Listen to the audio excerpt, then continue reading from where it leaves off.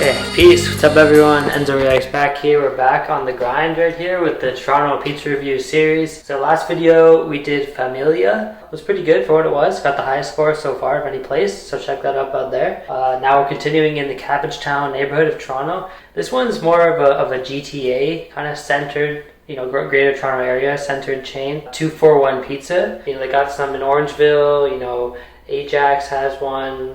Milton. They also have locations in Saskatchewan and Newfoundland and Labrador, I believe, as well. So it's you know, it's a decent sized chain. I think they got like 60 locations in total. The prices are not too bad. Kind of reminds you like Pizza in terms of pricing, in terms of the website, even in terms of the pictures I've seen. So I think it's gonna be similar to Pizza, but we'll see. We're back, everyone. We're out here in this little I don't know where we're at here, but some apartment complex. This is for a small Canadian pizza. I came out to $10.99 Canadian dollars, so $10.99 Canadian. I think it's slightly cheaper than Pizza, definitely cheaper than Domino's. So the box, just a plain brown, good logo there. I like that. The green, red, yellow, 2 for 1, 1 for all.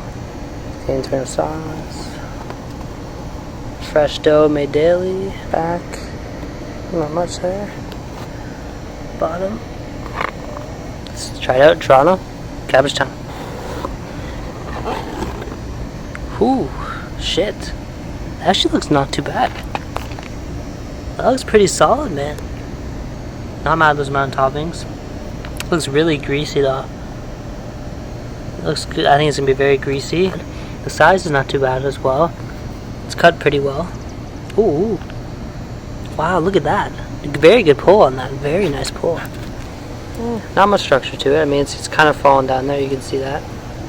You know, it reminds me of like pizza crust. Like it's like a little brown, got some semolina on there. It's actually not undercooked either. My thumb is not going through. Toronto, Cabbagetown. Let's go.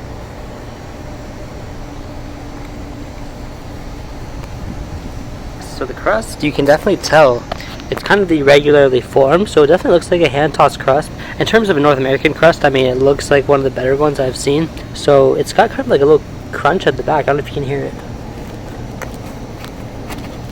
You can hear that. It's actually, they got a decent little crunch to the back of it, so it was cooked not too bad.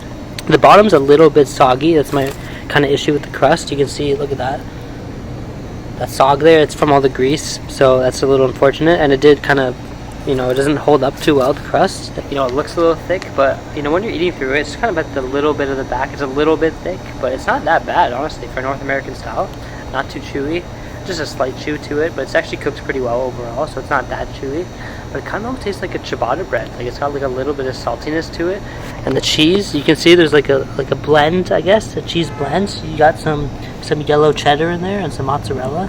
It's actually cooked very well, the cheese. You can see the bubbles on there. I think there's a very solid amount of cheese on there. There's a good amount. You know, cheddar, not traditional in terms of pizza, but it doesn't taste that bad. I mean, you know, it doesn't taste like much. It tastes like the mozzarella, honestly, but both cheeses kind of combined together. It's a little bit salty, but a good flavor overall from both of them. The sauce, very solid for a chain. It's got kind of like a rich strong tomato base flavor, good garlic in there, good herbs, good salt. Hey, look at that color. Nice dark red color on that sauce. I mean, they put enough on there. I could taste it almost every bite, so that was really surprising. It's a thick sauce, you know, covers the mouth.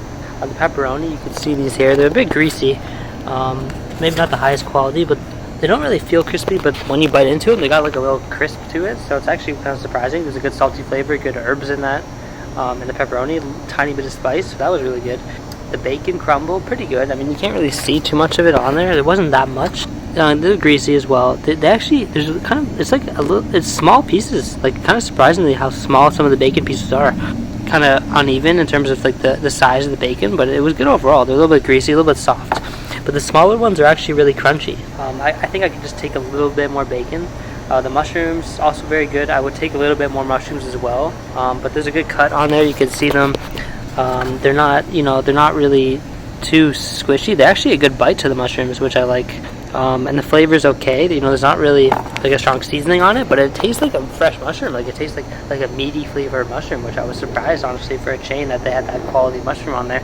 It's like Domino's in terms of like the quality of the toppings, and it's also got the price of pizza. Again, the only complaints I could say, just a little bit more of certain toppings, maybe a higher quality cheese so it's not as greasy, and obviously it's just too much grease overall. You can see that kind of soaked the bottom. For North American style, this is probably one of the highest levels you can get to, and for the price too, I really won't complain. So 2-for-1 pizza, you're gonna get hit with a 5 out of 10. 5.0 out of 10. I would definitely go back here because for the price, and maybe get a dipping sauce with it, it'd probably be even better. So yeah, we'll see you, and peace. Let's go. See you.